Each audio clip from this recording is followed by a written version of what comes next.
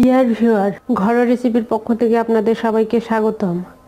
আজ আমি আপনাদের জন্য একটি মজাদার রেসিপি নিয়ে আপনাদের সামনে হাজির হয়েছি। সেটি হলো পেঁয়াজের কলি কিভাবে ভাজি করতে হয়। তো পেঁয়াজের কলি ভাজি করতে আমি দেখতে পাচ্ছেন আমি আলু আর পেঁয়াজের কলি সেম একই সাইজের কেটে নিয়েছি। আর নিয়েছি একটা পেঁয়াজ, রসুন কুচি নিয়েছি একটা, আর হলো 4-5টা কাঁচামরিচ। তো এখন আমি পরবর্তী স্টেপে যাই। তো আমি চুলায় কড়াই বসাই নিয়েছি। এখন কড়াই গরম হয়ে আসছে, এখন আমি তেল দিয়ে দিব। তো তেলটা গরম হয়ে আসছে, এখন আমি পেঁয়াজ কুচি, রসুন কুচি, কাঁচামরিচ সবগুলো দিয়ে দিলাম। সামান্য একটু লাল হলেই আমি এটা দিয়ে দিব। তবে ভাজিটি করতে হবে মিডিয়াম আছে।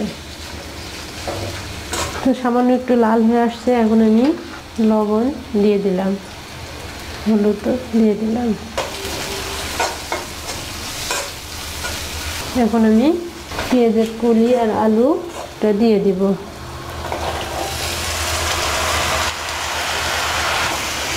সামান্য একটু নাড়াচাড়া করে আমরা তারপরে ঢেকে দিব। তো আপনারা তো জানেনই যে ভাজি করতে হয় সামান্য একটু জাল দিয়ে। এখন আমি এটাকে ঢেকে দিব। ঢেকে দিয়ে একটু পর পর আমি নেড়ে চেড়ে দিব। তো আমি এ পর্যায়ে এখন আমি ভাজিটাকে উল্টে পাল্টায় দিব।